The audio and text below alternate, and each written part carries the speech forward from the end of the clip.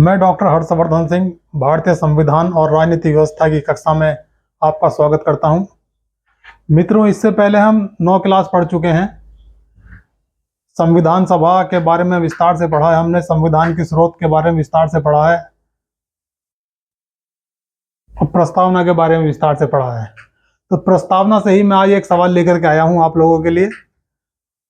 ये सवाल अक्सर आईएएस और पीसीएस जैसी परीक्षा में पूछा जाता है और ऐसा कोई सा एग्जाम नहीं जिसमें सवाल राजनीति व्यवस्था से ना पूछा जाए।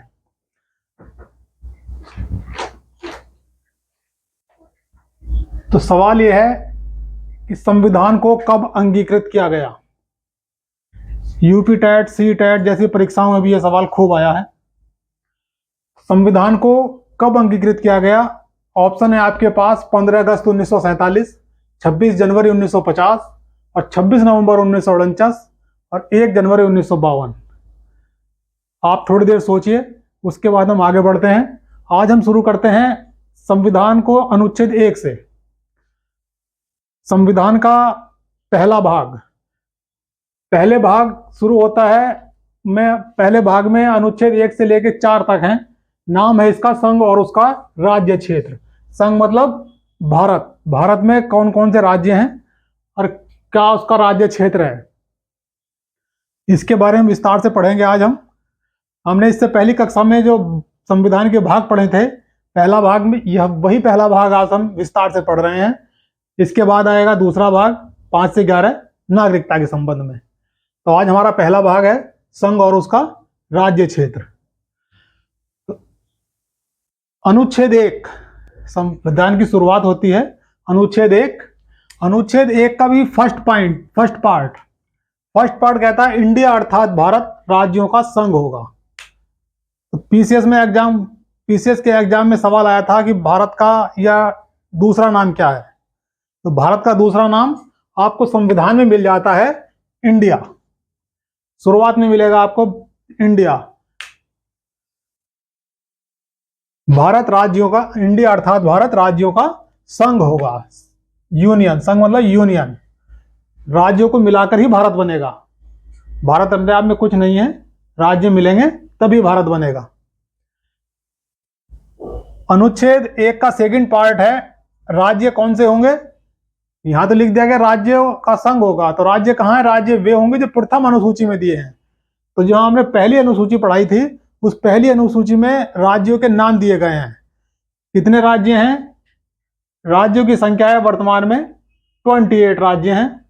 तो ये कहां है? आप मिलेंगे आपको, ये मिलेंगे आपको पहली अनुसूची में। नेक्स्ट,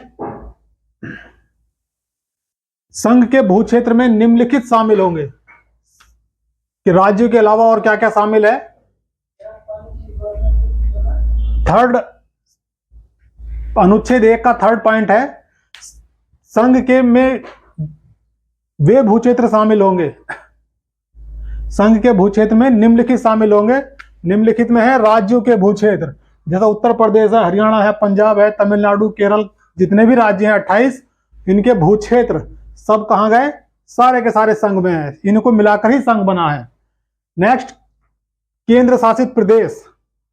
केंद्र शासित प्रदेशों के क्षेत्र मतलब एरिया, जो केंद्र शासित प्रदेशों का एरिया है वो भी इसी में शामिल है। केंद्र शासित प्रदेशों की संख्या है वर्तमान में 8 केंद्र शासित प्रदेश हैं। नेक्स्ट, वे अन्य भूक्षेत्र। राज्यों के भूक्षेत्र हो गए, संघ के और केंद्र शासित प्रदेशों के भूक्षेत्र हो गए, और इसके अलावा यह है कि वे अन्य भूक्षेत्र जिन्हें संघ अपने में शामिल करना चाहेगा। कोई ऐसा भूक्षेत्र जो वर्तमान में 28 राज्य है और 7 केंद्र शासित प्रदेशों में नहीं है, इनके अलावा भी कोई ऐसा एरिया है जो शामिल होना चाहता है, तो वो इसमें शामिल हो सकता है।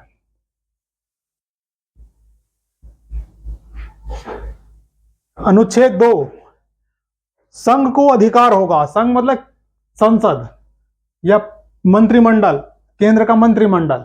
संघ को अधिकार होगा कि वह जिन शर्तों के साथ उपयुक्त समझे किसी अन्य भूक्षेत्र को अपने में शामिल कर सकता है।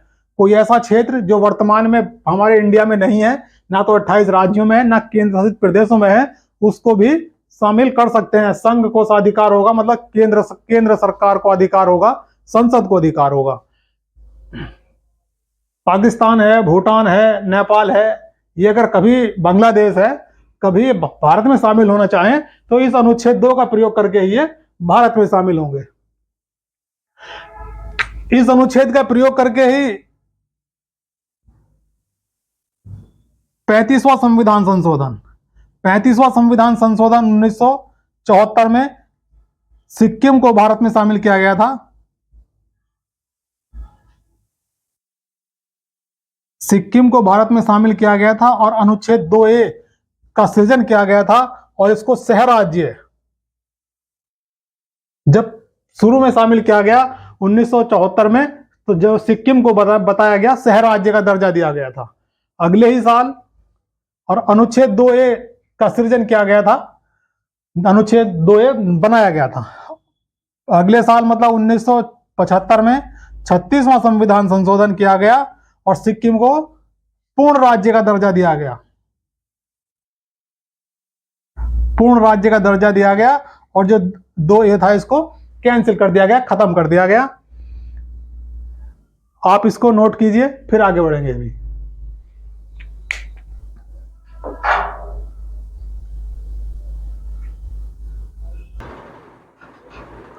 आगे बढ़ते हैं। हम अनुच्छेद 2 पढ़ रहे थे।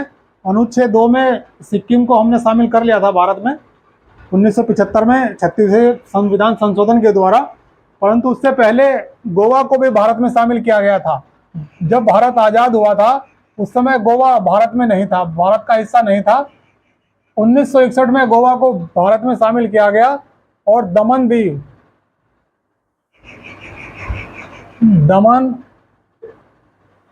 और दीव को भी 1961 में ही शामिल किया गया। संविधान में 12वां संशोधन किया गया और गोवा, दमन और दमन दीव को भारत में शामिल कर लिया गया।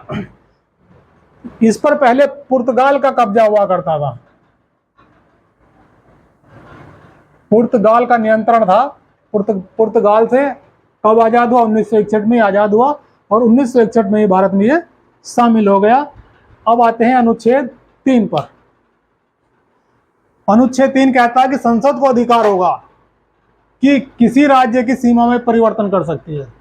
संसद किसी राज्य की सीमा में परिवर्तन कर सकती है। कैसे परिवर्तन होगा? किसी राज्य का विभाजन करके या 2 राज्यों को एक मिला करके। यही है परिवर्तन का तरीका कि किसी राज्य की सीमा में परिवर्तन कर सकती है, अर्थात किसी राज्य का विभाजन करके या 2 से अधिक राज्यों को 2 से अधिक राज्यों को मिलाकर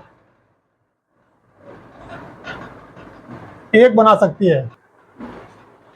संसद राज्य का विभाजन कर सकती है, 2 राज्यों को बना करके 2 से अधिक राज्यों को मिला करके एक नया राज्य बना सकती है। राज्यों का नाम भी परिवर्तन कर सकती है। किसी राज्य का नाम, पहले हम किसी का उत्तर प्रदेश का नाम बदलना हो या उत्तरांचल का नाम बदल करके उत्तराखंड किया गया था, तो अनुच्छेद 3 ही उसको पावर देता है, राज्यों का नाम भी परिवर्तन कर सकती है। पर ऐसा कब होगा? संसद अपनी मर्जी से नहीं करेगी। संसद मर्जी से पहले राष्ट्रपति संबंधित राज्य को चिट्ठी लिखेगा, संबंधित राज्य से सलाह लेगा, सलाह मांगेगा। सलाह भी कब लेगा? निश्चित समय के अंदर।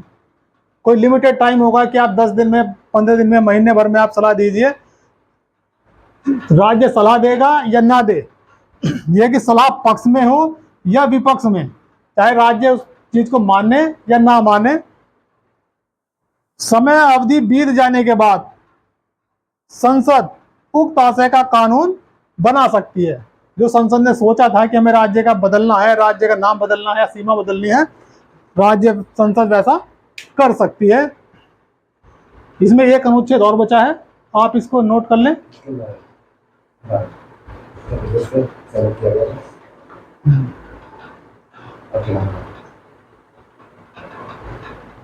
उत्तर प्रदेश से अलग करके उत्तराखंड को राज्य बनाया गया और भी तमाम राज्य बनाए गए हैं। तेलंगाना भी राज्य बनाया गया था, झारखंड राज्य बनाया गया, बिहार का कुछ हिस्सा काट करके झारखंड को बनाया गया था। आप इसको नोट कर लें। आगे बढ़ते हैं अनुच्छेद 4 पर। अनुच्छेद 4 में कोई अपने आप में कुछ नहीं लिखा है, कुछ नहीं करता है, ये केवल कुछ व्याख्या करता है। व्याख्या ये है कि अनुच्छेद 2 और अनुच्छेद 3 जिसकी हम अभी बात कर रहे थे कि राज्य का गठन करना है या राज्य के नाम में परिवर्तन करना है या कोई संशोधन करना है, उस संबंध में है कि अगर 2 या 3 का प्रयोग करके संसद कोई कानून बनाती है, संसद ने कोई कानून बना दिया, मतलब कोई कानून से मतलब कोई नया राज्य बना दिया, तो संविधान की पहली अनुसूची में क्या था, राज्यों के नाम है, तो वहां परिवर्तन हो जाएगा। कोई नया राज्य बनेगा या 2 राज्यों को मिलाकर के एक राज्य बनेगा तो पहली अनुसूची में परिवर्तन हो जाएगा। जब पहली में परिवर्तन होगा तो चौथी में भी परिवर्तन करना पड़ेगा। चौथी अनुसूची में है विभिन्न राज्यों से आने वाले, राज्यसभा में आने वाले किस संख्या कि राज्यसभा में किस राज्य से कितने सदस्य होंगे, कितने प्रतिनिधि होंगे, इसका उल्लेख अनुसूची 4 में है। तो जब 2 राज्यों को बंटवारा होगा या किसी राज्य का बंटवारा होगा या 2 राज्यों को एक राज्य बनाया जाएगा तो उनके सदस्यों की संख्या भी कम हो जाएगी राज्यसभा में, तो वह चौथी अनुसूची में भी परिवर्तन हो जाएगा। तो ये कैसा संशोधन होगा? ये सामान्य संशोधन कहलाता है। यहाँ 368 की संविधान संशोधन की प्रक्रिया उसका पालन नहीं होता, तो इसलिए लिखा है कि 368 के तहत संशोधन नहीं माना जाएगा। या नहीं शब्द है 368 में संविधान संशोधन की प्रक्रिया है। जब 368 पढ़ाया जाएगा तो विस्तार से बताएंगे वहां कि 2/3 बहुमत से संसद के दोनों सदनों में 2/3 बहुमत से प्रस्ताव से पारित कराना पड़ता है उसको, तो यह सामान्य बहुमत से काम होता है, 2/3 की जरूरत नहीं है। तो इसी में सवाल आता है कि संसद की कौन सा संशोधन सामान्य बहुमत से हो जाता है, तो वे अनुच्छेद 2 और अनुच्छेद 3 के जो संशोधन है वह सामान्य बहुमत से ही संशोधन हो जाता है। तो भाग पहला आपका पूरा हो गया है। इस शुरू में हमने एक सवाल दिया था आपको कि संविधान को कब अंगीकृत किया गया, वहीं पहुंचते हैं। तो हमने तारीख दी है 15 अगस्त 1947, 26 जनवरी 1950 और 26 नवंबर 1949 और 1 जनवरी 1952।